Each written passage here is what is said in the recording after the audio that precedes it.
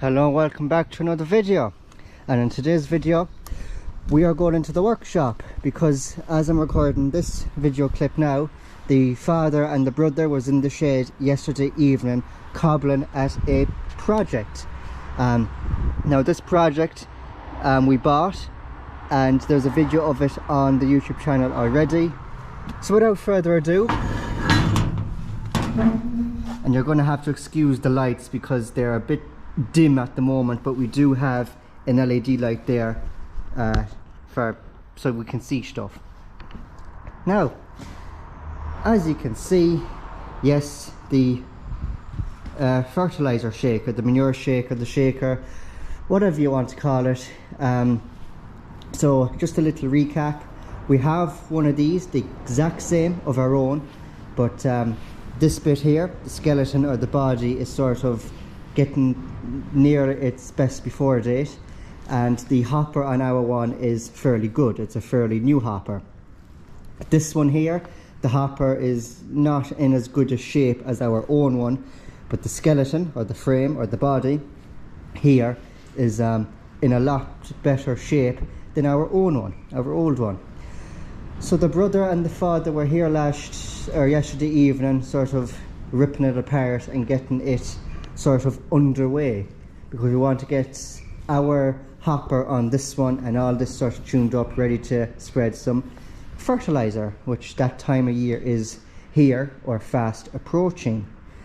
So as you can see, they took off the hopper from the frame, and so you can see the hopper here isn't in the best of shapes. You can see there's a chunk got out of it there, and there's some white putty just below there, patched up. So our hopper is in a lot better shape than this is. So they've done a lot of taking apart. They've taken apart all that, they've taken off the hopper, they've done a lot. So the first thing they probably would have done was taken off the hopper itself, which is only held on by 3 lugs. You have 2 on the side and you have 1 up there. Now the one at the front is slightly different, as you can see, compared to the ones on the side, as you can see. So over here, the front one is connected to this here, just sits down in an oil clip, while the 2 of them on the side, you can see it was just a U shape. It wasn't fully covered, it was just a U. How they were done is these windy yokes here, you basically just unwind it, unwind it, unwind it, and then that U bit sits in there, and then you wind it back up again, tighten it up, and that's what secures it in place. So the 2 side ones are the same, and then the front one is up there. So that wasn't, I take it that wasn't the hardest part of the job. Looking around the place, there's a lot of tools. You have the angle grinder that is seen to be used, a punch, heavy duty punch with a vice grips that has seemed to be used, sledgehammer, that's not usually a good sign, and then you have a ball hammer here. So there might have been a lot of stubborn parts on this that needed a bit of whaling at it, a bit of hammering. But yeah, I wasn't around when they were doing this, so yeah, a lot of work has been done. And this is our own one, our old one. So this is what the shaker would have looked like to put back together compared to what it looks like now in the workshop.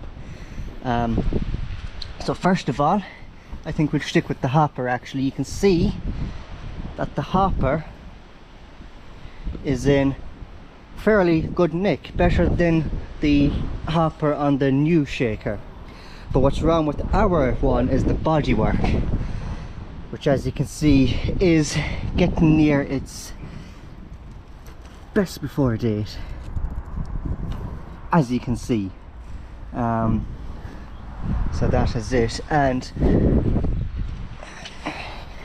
yeah, not usually a good sign, that.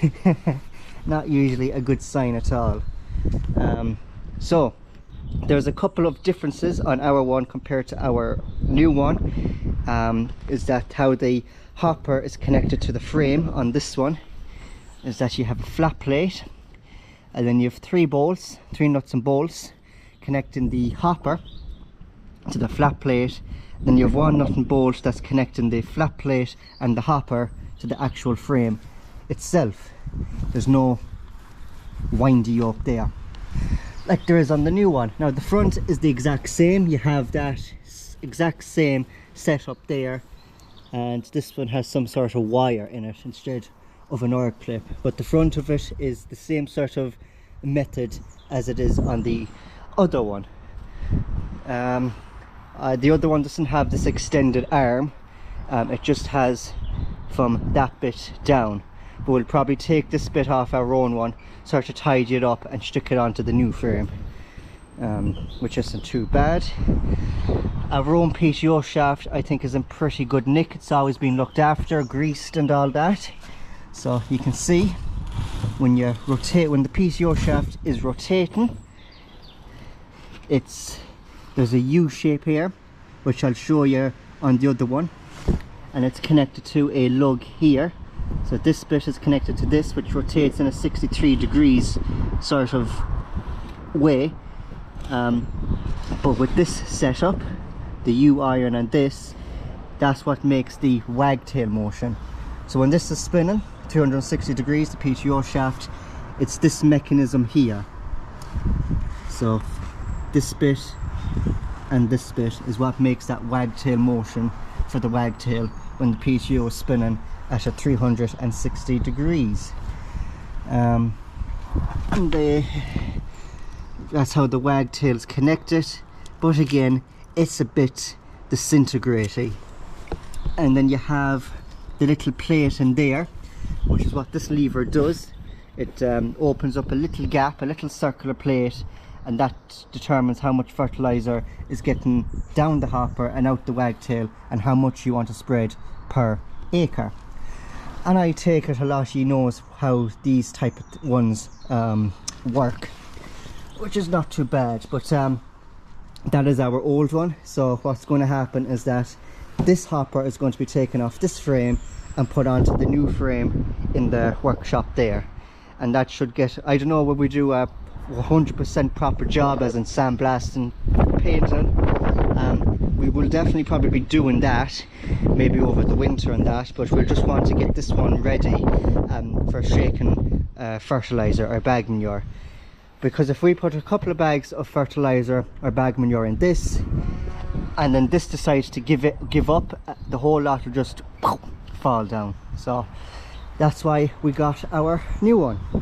Back in the workshop with our new shaker, and it pulled apart. So you've seen the differences and whatnot on our other one, and it put back together, and you have the other sort of parts here as well, which I can probably maybe roughly put together and show you roughly what it looks like. So roughly I'm going to show you putting everything back together, which is be in reverse of what the brother and the father was doing, which was taking it apart. I'm not going to be bolting everything up and fastening and everything up the way it should be and all that, but roughly just securing a couple of bolts, just pushing in a couple of bolts in its place, just to roughly show you what the work they've done, but in reverse. So first of all, you have this plate and this little lug on it here is what a yoke, an old bar goes into, which then you connect to this.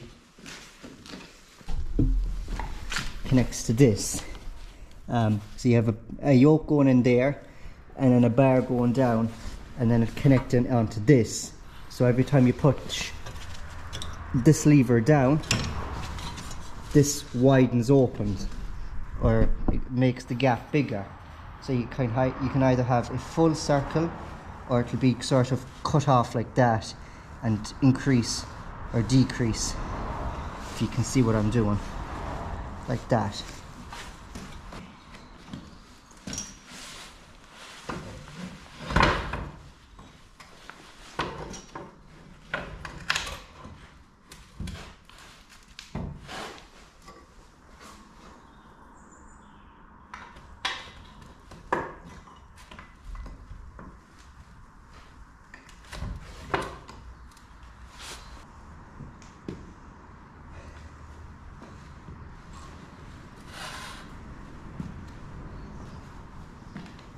It's not fully secured, I just have a pin put through it, but that would sit something like that at a straight angle.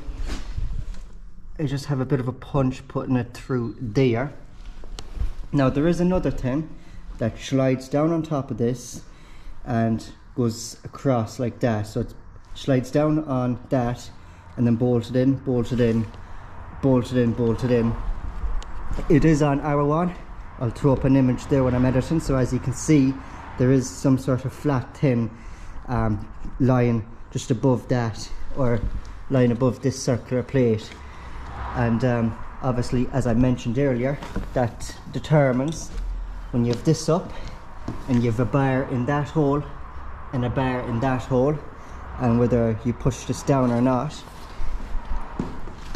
The plate on top then, when this is rotating, determines how much of a gap you want. So you can either have it fully closed, which is that arm fully up, or if you put it down slightly, it goes, creeps out like that, and that, and then you can see you have your little gap there.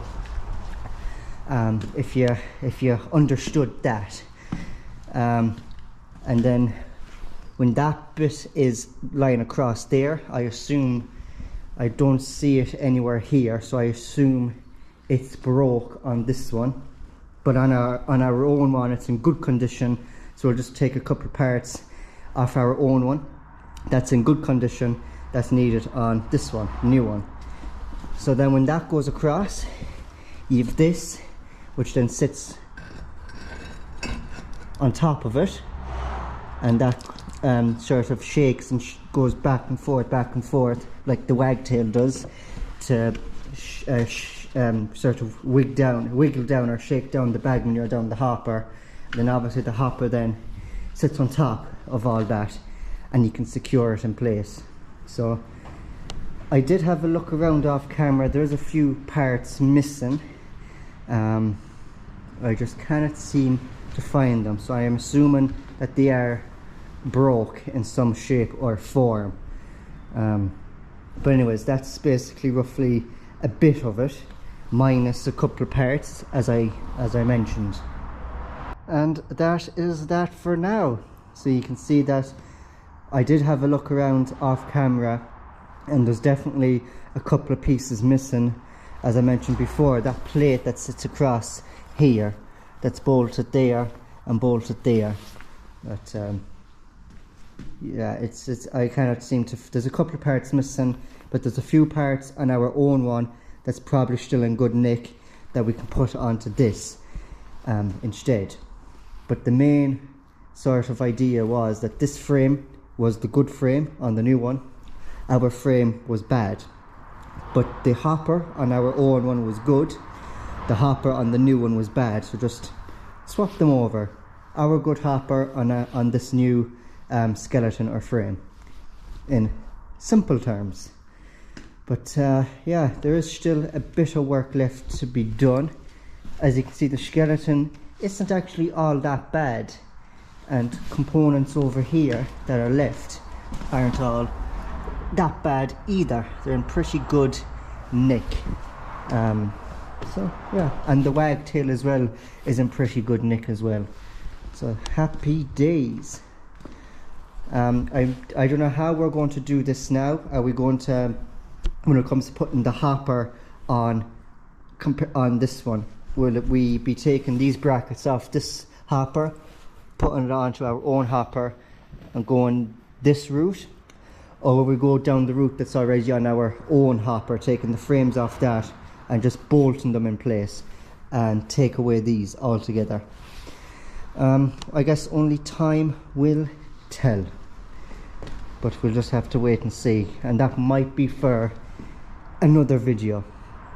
So as you can see, progress has been made, has been started, and just a couple of more bits and bobs to be done to get this up and going. But anyways, I think that is going to be the end of today's video. Thank you very much for watching. Leave down in the comments what you think of the progress since it has been started. But thank you very much for watching. Don't forget to like and subscribe. Check out my merch. The link to that will be down in the description. And I'll see you in my next video very soon. Take care.